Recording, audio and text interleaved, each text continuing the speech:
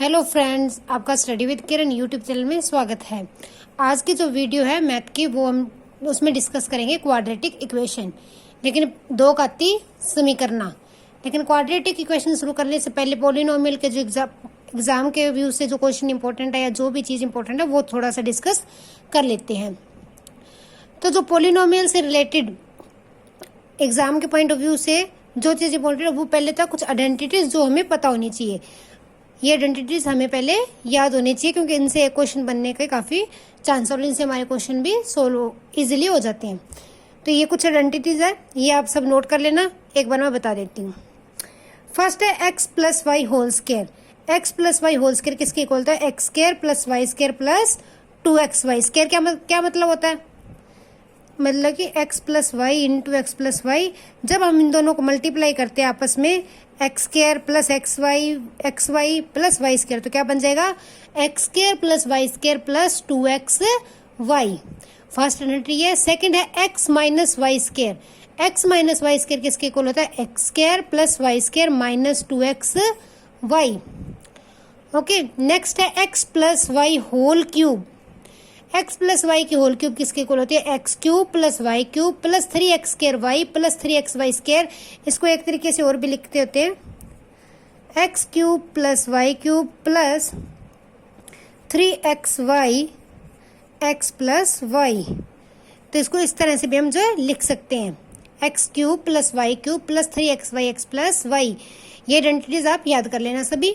Next है x minus y cube, वो होती है x cube minus y cube minus 3x square y plus 3xy square. इसको भी कैसे लिख सकते हैं? X cube minus y cube plus 3x into y minus यहाँ पे लिखना था 3xy। X cube minus y cube minus 3xy into x minus y. तो इसको हम इस तरीके से भी लिख सकते हैं। ओके, नेक्स्ट है x square minus y square, वो होता है x minus y x plus y. Third है x plus a into x plus b, तो वो किसके इक्वल होता है? X square plus a plus b into x plus a b. Next x cube plus y cube. अब ध्यान रखना, ये क्या थी? होल क्यूब थी और यहाँ पे होल स्क्वायर थी। ये एक अलग अलग एलिमेंट्स वेरिएबल्स की स्क्वायर। ओके, तो इसी तरह से अलग अलग की क्यूब हो तो किसके इक्वल होता है? X cube plus y cube x plus y x square plus y square minus x y. And x cube minus y cube किसके इक्वल होता है? X minus y x square plus y square plus x y. तो ये कुछ identities हैं जो हमें याद करनी है, आप इन्हें याद कर लेना, लिख लो सभी। ओके, पिछली बार जो पॉलिनोमियल से क्वेश्चन आया था एग्जाम में, तो देखते हैं किस तरह का क्वेश्चन जो एग्जाम में इस टॉपिक से बन सकता है। लेट अस सी। यही क्वेश्चन आया था पिछली बार एग्जाम में कि find the zero of polynomial. तो एग्जाम में अगर इस चैप्टर से क्वेश्चन बनेगा तो ज्यादातर यही चांस है कि find the zero of polynomial, इसी टाइप का क्वेश्चन जो है देखने को मिलेगा कि कोई पॉलिनोमियल दिए उसकी जीरोस फाइंड करो। तो देखते हैं इसकी जीरोस कैसे फाइंड करते हैं। अगर हमें ये क्वेश्चन बिल्कुल सिंपल सी लगे तो हम सोल्व करके चेक कर सकते हैं। जिनकी कैलकुलेशन फर्स्ट है वो तो जो मैं वे करा रही हूँ उससे कर सकते हैं। बाकी जो इसको एग्जाम के अंदर अगर क्वेश्चन हमने जल्दी सोल्व करना है तो हम किस तरह से कर सकते हैं? अपने जो मल्टीपल चॉइस क्वेश्चन आते हैं तो उनकी जो ऑप्शन उठा के इसमें फिल करके चेक कर सकते हैं। मैं दोनों तरीके बताती हूँ। पहले इसको नॉर्मली देखते हैं किस तरह सोल्व करेंगे। रूट निकालने हैं तो हम जो इसके अंदर देखते हैं हिट एंड ट्रायल वाला फार्मूला लगा दें, sum of root and product of root वाला। हम देखेंगे कि ये किस चीज की प्रोडक्ट बनती है। जो कांस्टेंट नंबर है वो किसका प्रोडक्ट बन सकता है? ये बन सकता है -3 इंटू 1, 1 इंटू 3 -3, ये बन सकता है ना इस तरह से। तो अब मैंने देखा कि इन दोनों में से किसको सोल्व करें। नहीं, ये लिखना था -1 इंटू 3, तो ये इसकी प्रोडक्ट बन रही है -3 जो है। फिर मुझे देखा कि सम क्या चाहिए? मुझे 2 चाहिए, बीच में मुझे क्या चाहिए? 2 चाहिए। अब देखो इन दोनों में से किसी को ऐड करने पे या सब्ट्रैक्ट करने पे 2 बन रहा है। ये देखो -3 + 1 करूंगी तो क्या बनेगा? -2, सेम बन रहा है ना। तो इट मीन्स ये दोनों मेरे क्या हो जाएंगे? रूट हो जाएंगे, जिसके ऊपर जो है इस पॉलिनोमियल की जीरोस फाइंड होंगी। तो इसको कैसे लिखेंगे? एक्स स्क्वायर 2x को किस तरह लिख सकते हैं? -3x + x लिख सकती हो ना। -3 + 1 क्या होगा? -2, -3 एज इट इज। एक्स अब देखो पहले के अंदर से मैंने x कॉमन निकाली, अंदर क्या रहा x माइनस 3 प्लस दूसरे में से 1 कॉमन निकाला, अंदर क्या रहा x माइनस 3। अब देखो इसके रूट क्या बनेंगे x प्लस 1 x माइनस 3। इन्होंने कहा जीरोस फाइंड करनी है, तो x क्या आ जाएगा, इसको जीरो के इक्वल रखेंगे तो x या तो होगा -1 या फिर x होगा 3। तो इसकी जीरोस क्या आ गए -1 एंड 3। ओके, एक तो ये तरीका अगर आप कैलकुलेशन जल्दी से सोल्व कर सकते हो तो इस तरीके से जो हम जीरोस फाइंड करेंगे। सेकंड क्या है, अगर हमें पॉलिनोमियल दे दी कोई भी, कितने भी रूट की दे दी, फॉर एग्जांपल ये तो स्क्वायर की थी तो हमने इसको सोल्व कर लिया, बड़ी दे दे तो क्या करते हैं, फिर फॉर एग्जांपल ये क्वेश्चन देखती हूँ, इसके मुझे नीचे मल्टीपल चॉइस दी है 1 एंड 3 -1 एंड -3, थर्ड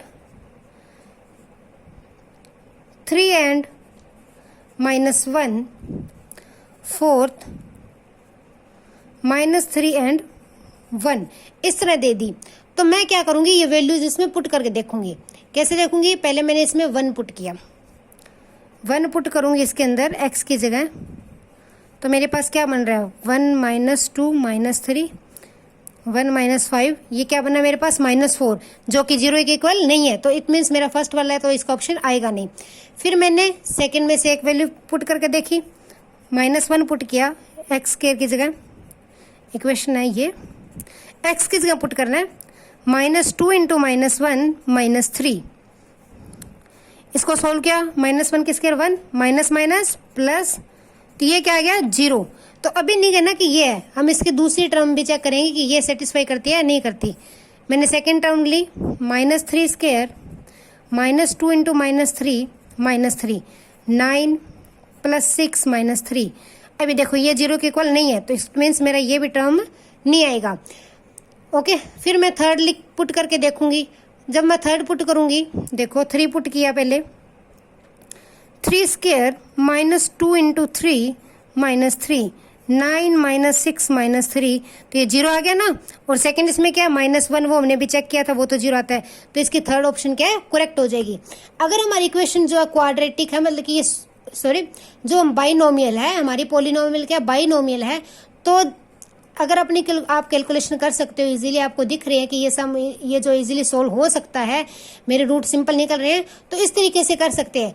अगर हमारे पास सिंपल रूट नहीं दिख रहे, इक्वेशन कॉम्प्लिकेटेड दिख रही है, या फिर वो क्यूबिक है, मतलब ट्राइनोमियल है, या ज़्यादा 4 डिग्री की है, तो हम क्या करेंगे कि आंसर के अंदर से अपनी वैल्यू पुट करके उसका आंसर चेक कर लेंगे कि हमारा कौन सा रूट बनेगा। तो पॉलिनोमियल से इसी तरह का क्वेश्चन बन सकता है कि find zero of polynomial. Okay, तो ये हमारा पॉलिनोमियल का टॉपिक जो था वो इतना ही था। अब जो हमारा नेक्स्ट टॉपिक है वो है क्वाड्रेटिक इक्वेशंस। क्या है क्वाड्रेटिक इक्वेशन, अब हम उसके बारे में डिस्कस करते हैं कि क्वाड्रेटिक इक्वेशन किस तरह की होती है। क्वाड्रेटिक इक्वेशन के अंदर जो एक्स की हाईएस्ट पावर होती है या फिर वेरिएबल की हाईएस्ट पावर होती है वो क्या होती है 2 होती है। डिग्री उसकी कितनी क्या होती है 2 होती है। तो क्वाड्रेटिक इक्वेशन इस टाइप की होती है ax square plus bx plus c। Okay, ये क्या है मेरे पास, ये भी क्वाड्रेटिक इक्वेशन है, x की पावर कितनी आई है 2। तब इनको एग्जाम में एक तो क्वेश्चन आ सकता है कि सोल्व दिस क्वाड्रेटिक इक्वेशन, किसके रूट फाइंड करो। तो पहले हम जो उसके रूट फाइंड करते हैं, रूट फाइंड करने के हम 2 तरीके जो वो डिस्कस करेंगे। ओके, फर्स्टली जो है ये वाला तो सिंपल ही है, एक्स स्क्वायर मैंने बताया था इधर माइनस को इधर आके पॉजिटिव हो जाता है। तो x इज इक्वल टू 9 किसकी स्क्वायर होती है √9 विच इज इक्वल टू +-3। तो फर्स्ट इक्वेशन के क्या रूट आ गए +3 या फिर -3, ये 2 रूट आ गए हमारी फर्स्ट इक्वेशन की। ओके, एक बात हमेशा ध्यान रखना, जितनी x की पावर होगी, जितनी x की डिग्री होगी इक्वेशन के अंदर, उस इक्वेशन के उतने ही रूट आएंगे। अगर 2 है तो उसके 2 रूट आएंगे, 3 है तो 3 आएंगे, 4 पावर है तो 4 रूट भी आएंगे। नेक्स्ट क्वेश्चन देखते हैं x square plus 4x plus 4। इस पे एक बार हम पहला रूल डिस्कस करते हैं, जिसके अंदर हम क्या करते हैं हिट एंड ट्रायल मेथड से ये चेक करते हैं कि ये किसकी प्रोडक्ट बन रहा है, फिर देखते हैं ये किसका सम बन रहा है। तो 4 क्या होता है 1 इंटू 4, 2 इंटू 2 इतना ही होता है ना, या फिर 4 इंटू 1 इतने भी बनता है 4। अब मैंने देखा कि किसके एडिशन या सब्ट्रैक्शन से बीच में यहाँ पे भी मुझे 4 चाहिए। 1 + 4 5 बनता है, 4 - 1 भी 3 बनता है, तो ये तो नहीं है। 2 + 2 क्या बनता है 4, और 2 × 2 भी क्या बनता है 4। तो मैं ये दोनों वैल्यूज अपने उठाऊंगी। x², 4x को कैसे लिख सकती हूँ 2x + 2x + 4 = 0। x कॉमन निकाला, अंदर क्या रहेगा x + 2 प्लस सेकंड में से क्या कॉमन निकल रहा है, इसमें से 2 कॉमन निकला, अंदर क्या रहेगा x + 2। तो ये अब इन दोनों इक्वेशन में इसमें से क्या कॉमन निकल रहा है, x + 2 कॉमन निकल रहा है ना, तो x + 2 = 0। तो x की वैल्यू क्या आ गई -2, इसको 2 बार लिखनी है चाहे वैल्यू सेम आ जाए। ओके, तो ये क्या है, इसके सॉल्यूशन आ गया, इसके जो है रूट्स आ गए हैं हमारे पास इस इक्वेशन के। थर्ड इक्वेशन देखते हैं क्या है। अब देखो 4 कितना बनता है 4 × 1, 2 × 2, 1 × 4 ये बनता है ना। तो मैंने देखा 4 + 1 क्या होता है 5, तो मैं क्या लिखूंगी 5x को 4x + x + 4 = 0। फर्स्ट में इन दोनों में से क्या कॉमन निकलेगा x, अंदर क्या रहेगा x + 4, सेकंड में से क्या निकलेगा 1, अंदर क्या रहेगा x + 4। अब इस पूरी इक्वेशन में से क्या कॉमन निकल रहा है x + 4, अंदर क्या रहेगा x और इधर क्या रहेगा +1 = 0। तो x क्या आ गया मेरे पास -4 या फिर -1। ये देखो x + 4 को एक बार 0 रखूंगी या फिर x + 1 जो वो 0 के इक्वल होगा, तो इधर पॉजिटिव इधर आके नेगेटिव, पॉजिटिव उधर जाके नेगेटिव। ठीक है, तो x की वैल्यू क्या आ गई -4 -1। तो इस तरह से जो हम क्वाड्रेटिक इक्वेशन को सोल्व कर सकते हैं, एक तरीका तो ये है। एक इक्वेशन जो हम और देख लेते हैं। x के हमें साइन का भी पूरा ध्यान रखना होता है, इसलिए मैंने ये माइनस वाली ली है। अब देखो मल्टीप्लाई में क्या बनना चाहिए 12 क्या बनता है 1 × 12, 6 × 2 या 2 × 6 किस तरह से लिख लो, 3 × 4 फिर 6 × 2 सेम आ जाएगा ना, मतलब इतने ही वैल्यूज बनती है। मैंने देखा 12 और 1 को सब्ट्रैक्ट ऐड करने से 8 बनता है, नहीं बनता। 6 या 2 को अगर मैं ऐड करूं तो क्या बन सकता है 8 बन सकता है, लेकिन मुझे यहाँ क्या चाहिए -8 चाहिए। फिर मैं अगर ऐसे करूं -6 -2 करूं तो -8 बनता है ना।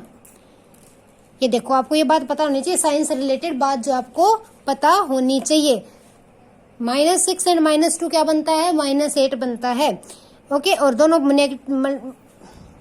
और -6 × -2 करेंगे तो क्या बनेगा 12 बनेगा ना पॉजिटिव का। तो हमें साइन का भी ध्यान रखना होता है, अगर यहाँ नेगेटिव होता ना y12 तो हम ये रूट भी नहीं ले सकते थे, ये भी फिल नहीं कर सकते थे, लेकिन यहाँ पॉजिटिव है और इनकी मल्टीप्लाई क्या बन रही है पॉजिटिव, तो ले सकते हैं। अब देखो ये क्या बनेगा x² -6x -2x + 12 = 0। फर्स्ट में से क्या कॉमन निकलेगा x, अंदर क्या रहेगा x - 6, अंदर इधर से क्या कॉमन निकलेगा 2 माइनस का 2, अंदर क्या रहेगा x - 6, क्योंकि माइनस माइनस प्लस हो जाएगा तो 12 बन जाएगा।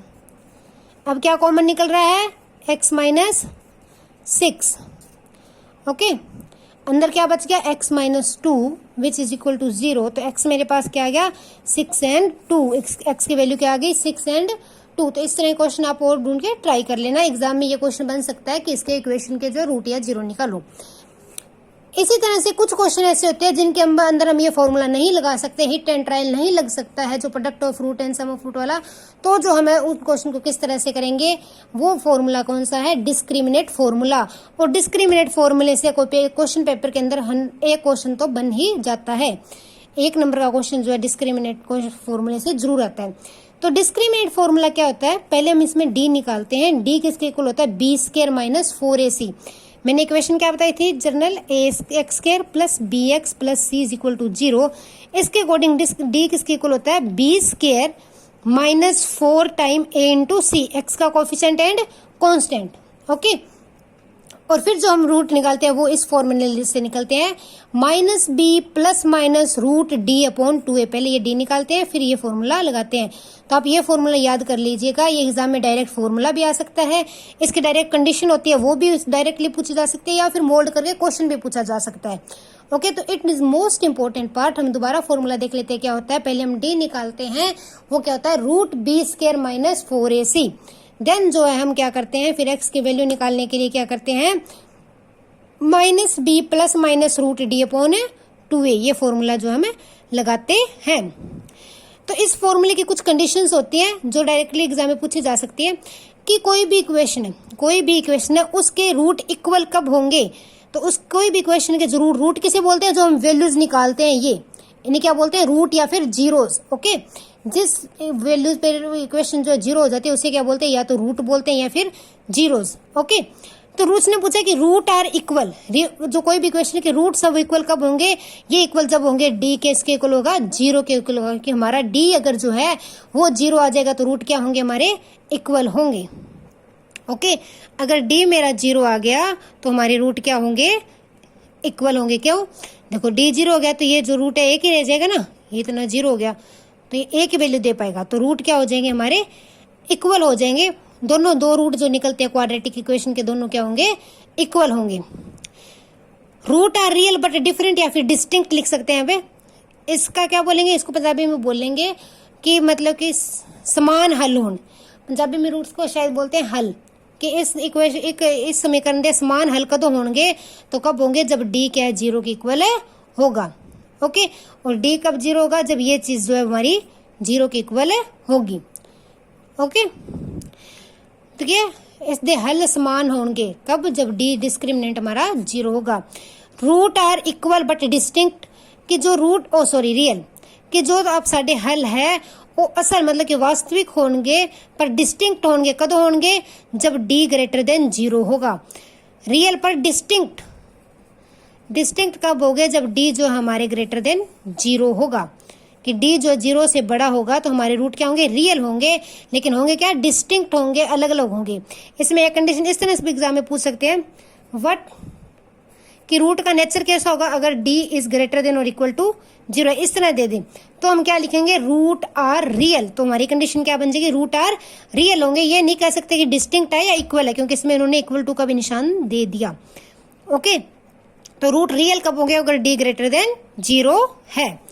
देन थर्ड क्या, रूट आर नॉट रियल, मतलब कि रूट वास्तविक नहीं है, रियल वास्तविक होता है। ओके, रूट वास्तविक नहीं होंगे, मतलब कुछ ना कुछ रूट के अंदर वैल्यू आएगी, वास्तविक संख्या नहीं होगी। तो वो कंडीशन कब होगी, अगर डी हमारा जीरो से छोटा हो जाए, क्या हो जाए, डी हमारा जीरो से छोटा हो जाए, तो हमारे रूट जो है वो वास्तविक नहीं होंगे, वो क्या हो जाएंगे, इमेजिनरी हो जाएंगे, रियल नहीं होंगे, क्या होंगे, imaginary. Root are imaginary. Okay, पिछली बार जो है इस टॉपिक से ये क्वेश्चन बना था, if root of quadratic equation, ये इक्वेशन दी हुई थी, क्वाड्रेटिक इक्वेशन आर इक्वल बोला था शायद उन्होंने, मैंने यहाँ पे हाफ क्वेश्चन लिखा है, यहाँ पे लिखा था if root of quadratic equation equal, कि इस क्वाड्रेटिक इक्वेशन के रूट इक्वल है तो क्या होगा। उन्होंने नीचे 4 कंडीशन दी थी, उससे बताना था क्या होगा।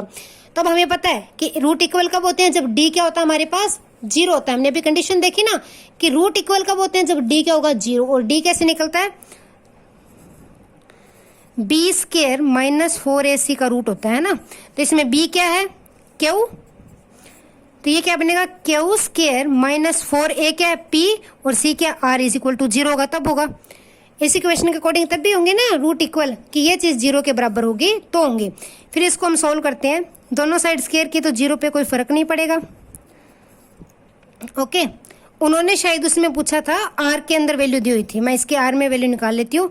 वो हमें देखना पड़ेगा कि मल्टीपल चॉइस में हमने उसने क्यू इक्वल टू कुछ पूछा है या पी इक्वल टू पूछा है, जिसके इक्वल टू पूछा है वो नंबर हमने एक साइड रखना है, बाकी को दूसरी साइड ले जाना है।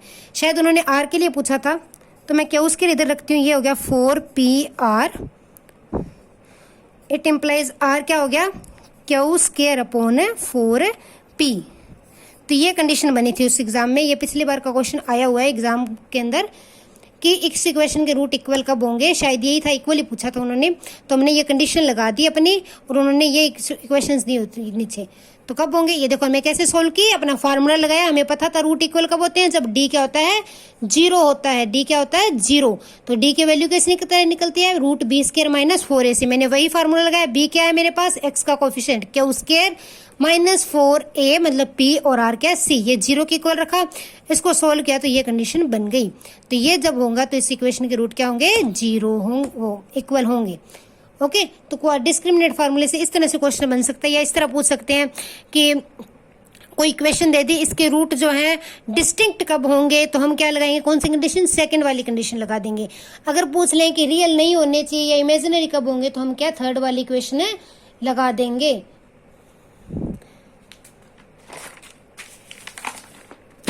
अब नेक्स्ट देखते हैं, डिस्क्रिमिनेट फार्मूले से कई बार हमें क्वेश्चन भी सोल्व करना पड़ जाता है जब हमारा हिट और ट्रायल जो पीछे मेथड क्या वो ना लगे तो।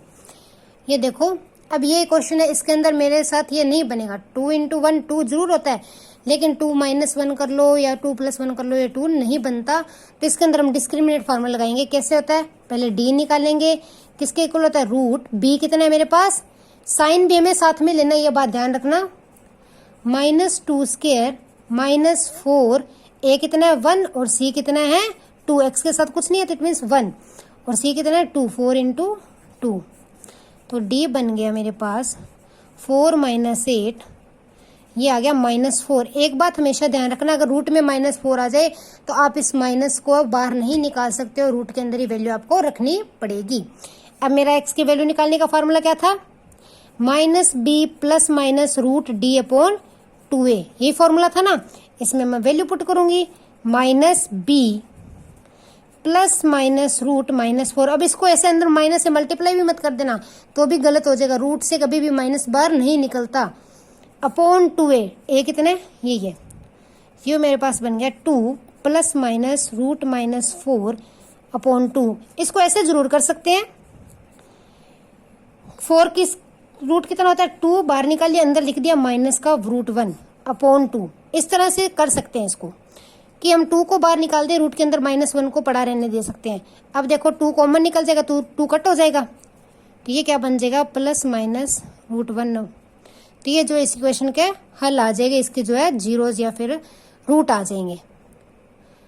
तो हमें इस फॉर्मूले का भी यूज करना पड़ सकता है अगर हमारी सिंपल वैल्यूज ना बने तो।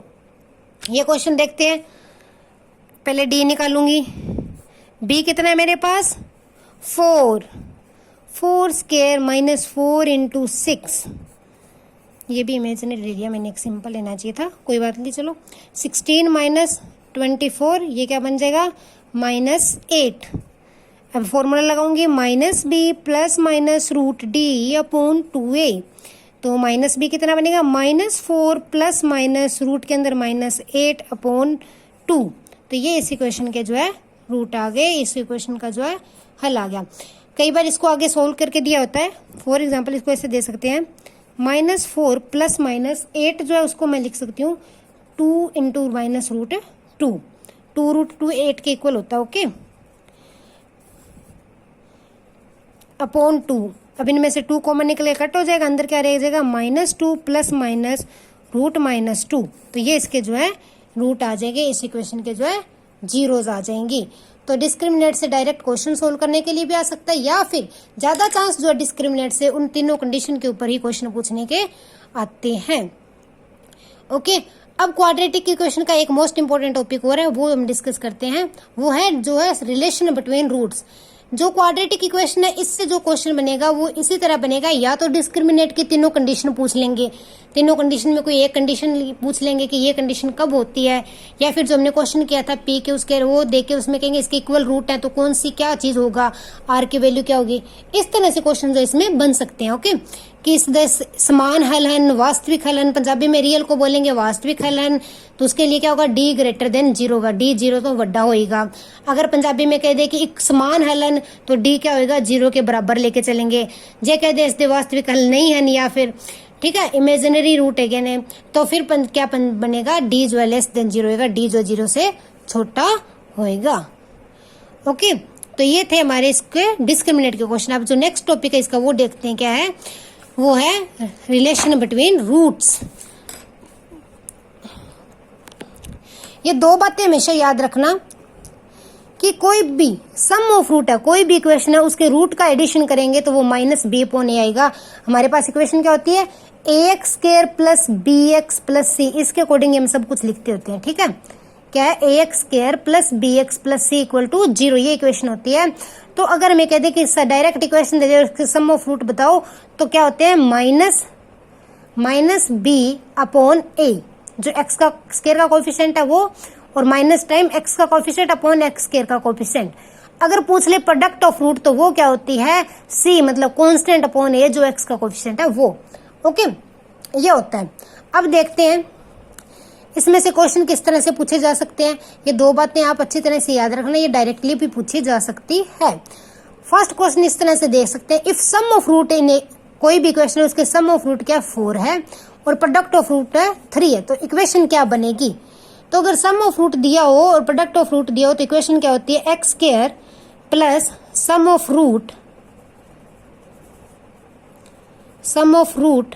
Into x plus product of root.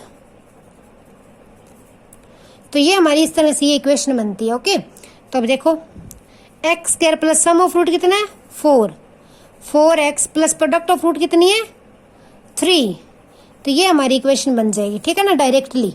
तो इक्वेशन भी पूछ सकते हैं हमें सम ऑफ रूट और प्रोडक्ट ऑफ रूट देके कि इस चीज की इक्वेशन क्या बनेगी। तो किस तरह से बनती है वो, x square plus sum of root plus product of root. Okay, तो ये इस तरह से क्वेश्चन बन सकती है। सेकंड जो इसमें से क्वेश्चन बन सकता है वो इस तरह क्वेश्चन बनने के ज्यादा चांस है कि वो बोल दे if alpha and beta root of equation and alpha plus beta and alpha beta is equal to 6 find 1 upon alpha plus 1 upon beta.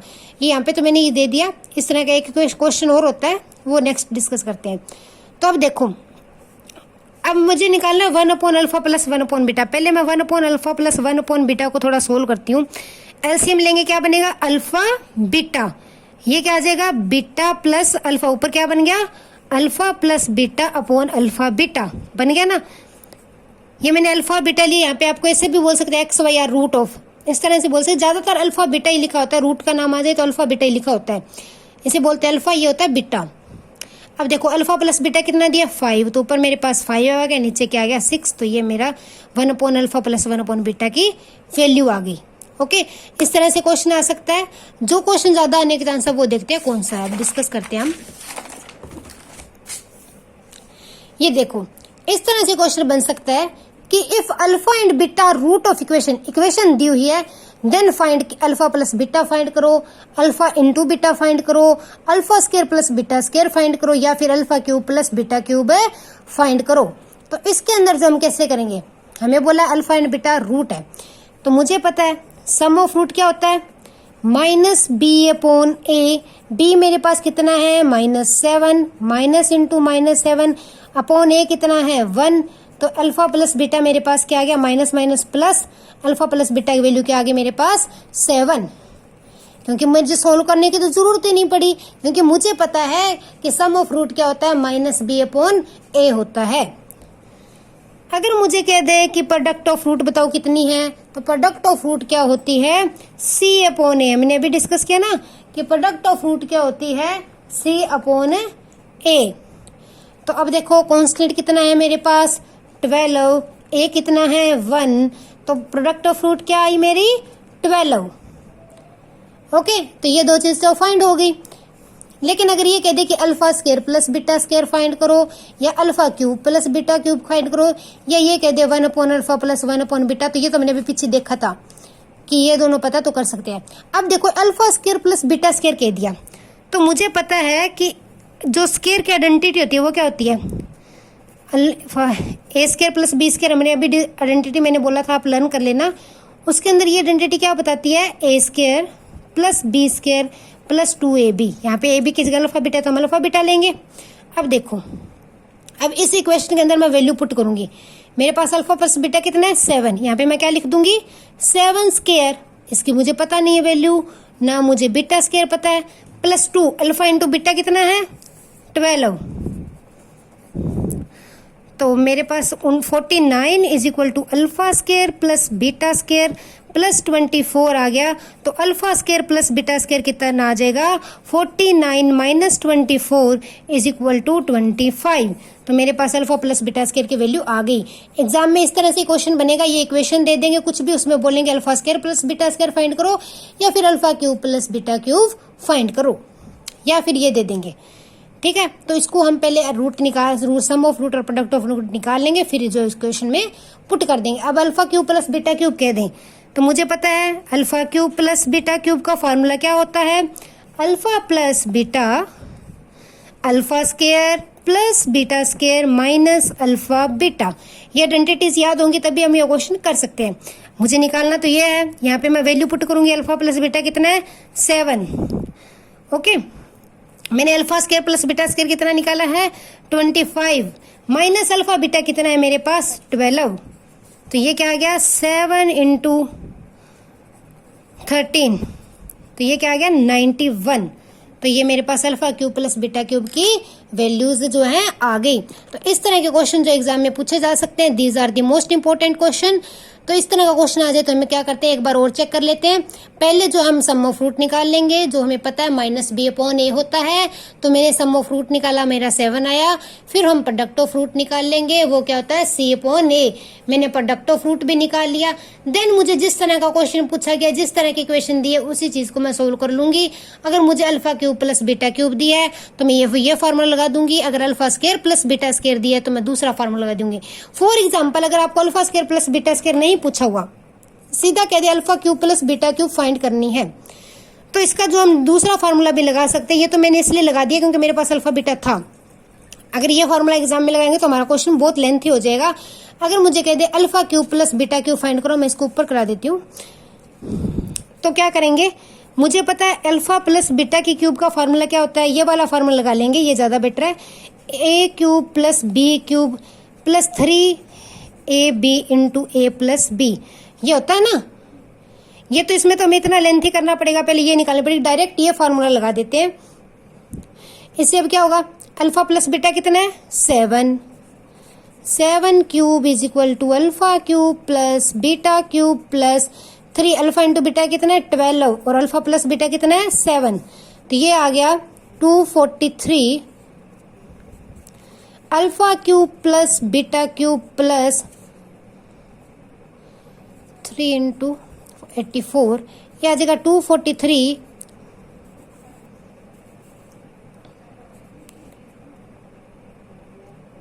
एक मिनट, मुझे लगता है मैंने कोई गलती कर ली, यहाँ पे 343 होता है, सॉरी। हाँ, तो ये क्या बन जाएगा 243 माइनस इस 84 इंटू 3 करेंगे, 4 3 ज़ा 12, 8 3 ज़ा 24, 25 इज इक्वल टू क्या होगा alpha cube plus beta cube. अब इसको सब्ट्रैक्ट करेंगे तो मेरे पास क्या आ जाएगा 91। तो alpha cube plus beta cube कितना आ गया 91। ये लेंथ ही ज्यादा हो जाएगा तो हम डायरेक्ट ये फार्मूला लगाएंगे कि alpha cube plus beta cube पूछ ले तो क्या लगाएंगे, ए प्लस बी क्यूब वाली आइडेंटिटी लगाएंगे, a cube plus b cube plus 3ab into a plus b. तो आज हमने किस चीज के बारे में डिस्कस की, पहले तो हमने कुछ आइडेंटिटीज देखी जो हमारी इक्वेशंस को सोल्व, पॉलिनोमियल को सोल्व करने के में काम आती है। फिर हमने एक दो पॉलिनोमियल के जीरोस फाइंड करने का जो क्वेश्चन आते हैं वो देखे किस तरह से सोल्व करेंगे। फिर हमने क्वाड्रेटिक इक्वेशन सोल्व करनी सीखी। क्वाड्रेटिक इक्वेशन को दो तरीकों से सोल्व करना सीखा, एक हिट एंड ट्रायल वाले मेथड से, सेकंड डिस्क्रिमिनेट फार्मूले से। फिर हमने देखा कि डिस्क्रिमिनेट फार्मूला क्या कहता है, उसकी क्या क्या कंडीशंस होती हैं डायरेक्ट विदाउट सॉल्विंग। और फिर हमने जो रूट्स के अंदर है वो रिलेशन डिस्कस किए और उससे किस तरह के क्वेश्चन बन सकते हैं वो भी डिस्कस किए। तो आज के लिए इतना ही काफी है। Thanks, have a nice day, keep up supporting me.